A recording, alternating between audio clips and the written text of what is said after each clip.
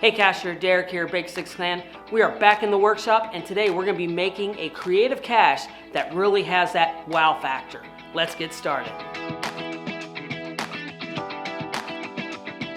Alright, so before I even tell you or even show you the wow factor of this cache, we got a lot to do before we get to that part.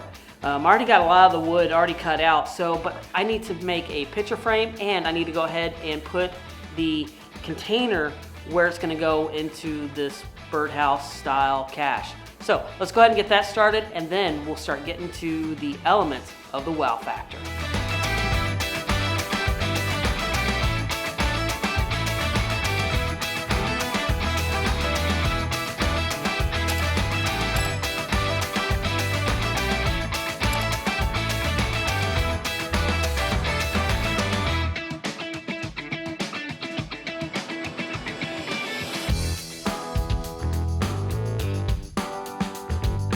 Alright, so now I've got the box kind of put together, except for, of course, as you're seeing the front and the top. We're going to get to that here in shortly.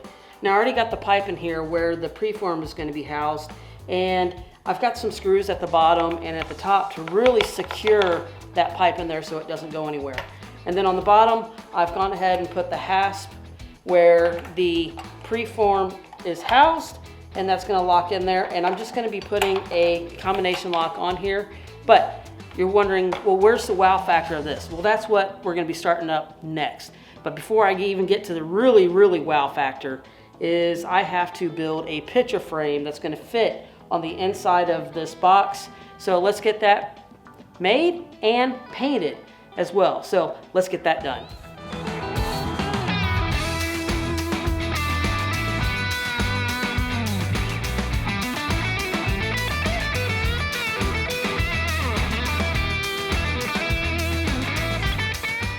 All right, so now the picture frame is dry, and so I'm gonna be able to start putting these together. And then the other thing that I need to put together, what goes in a picture frame? Well, of course, glass. I'm gonna be using Lexan. I'm gonna cut it down to size to be able to fit inside this frame. So that's what I'm gonna do next. I'm gonna put the frame together and then cut the Lexan down to size.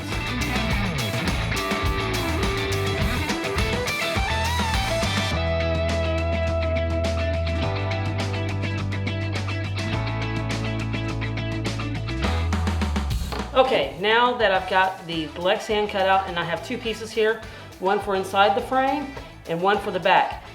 Now we start getting to where we start making this into the wow factor. So what I need to do with this is take these pieces of Lexan, and I have some mirror finish film that you get from like a hardware store that you put on glass. So now I'm going to take these two Lexans and make two different types of mirrors. A one-way mirror and then just like a regular mirror. So let's get that started and get those made.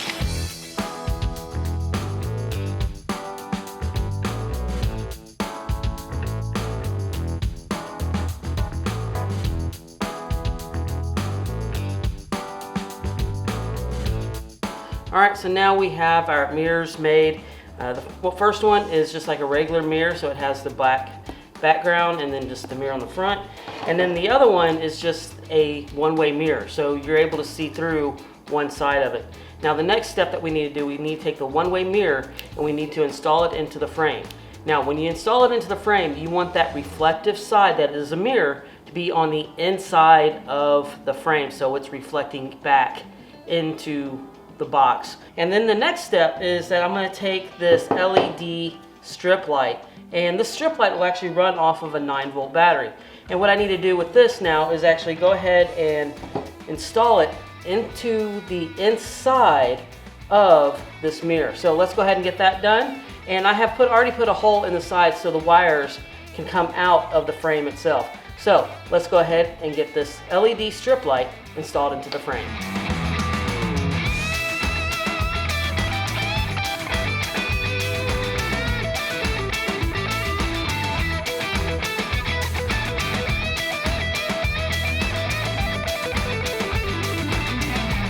Alright, so now I have that LED strip light installed inside the frame.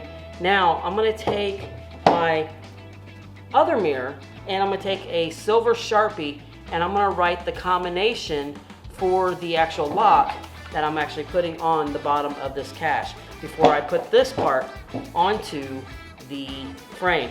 And then I'm going to come back and kind of go ahead and put the battery into the box. And of course, I like reed switches. I'm going to install a reed switch in here, so when you run your magnet over the box, it will activate that LED and you'll be able to see the code to be able to get into the combination. So let's go ahead and get all this put together.